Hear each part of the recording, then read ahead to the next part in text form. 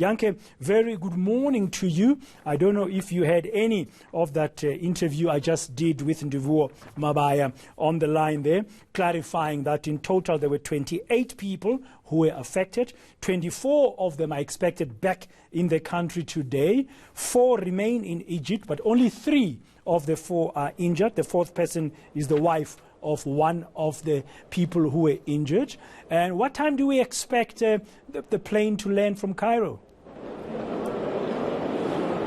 Well, Dan, the information that we had this morning is that they will be on the flight from Cairo that was scheduled to land at 7:10 this morning.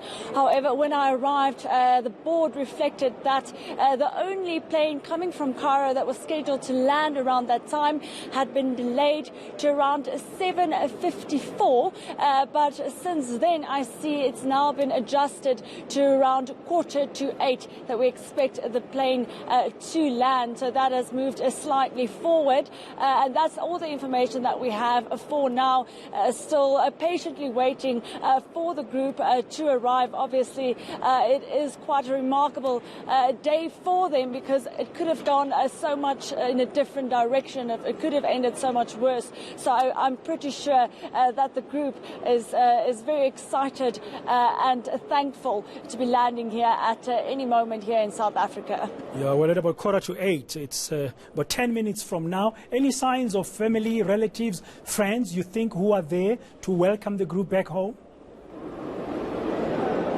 Well, that's been quite a difficult task this morning. I have to say I did approach quite a number of people with flowers, but obviously some people are waiting for family members from different parts of the country. I haven't been able to get any of the family members who are waiting for people from Cairo, but maybe they did get some information that the flight had been delayed, so they will maybe make their way here.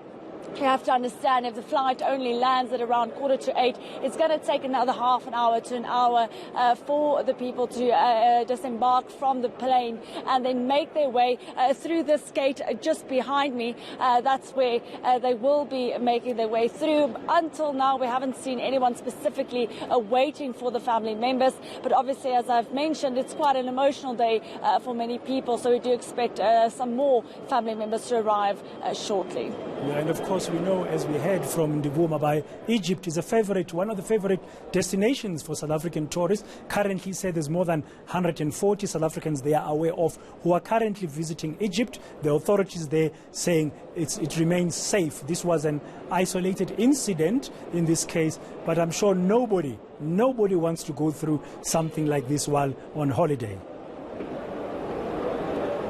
Exactly, and if you, according to the information that we do have, that this explosion took place actually close to the pyramids, which is obviously one of the main attractions in Egypt. And I think a lot of the tourists weren't necessarily thinking about security reasons or security details to that extent if they were just visiting one of the most popular sites in Egypt. But as you mentioned, it was an isolated incident. I think the most recent one before that, according to my information, was 3 Vietnamese tourists killed in an attack back in December. So pretty recent, but it's not necessarily a recurring incident in Egypt. A lot of people still travel there. You don't necessarily think of Egypt as an unsafe tourist destination. So I think a lot of families were quite surprised or shocked when they heard that this took place, specifically at targeting a tourist bus, and specifically at the main tourist attraction where this took place. Okay, thank you very much, Yanke. We'll have to leave you there for now, ahead of the landing of that flight from Cairo at 7:45, and hopefully you get to speak to some of the 24 South Africans who are returning home after that traumatic experience of the bomb blast near the Giza pyramids. That's Yanke Tolme, my colleague on the ground at OR Tambo International Airport.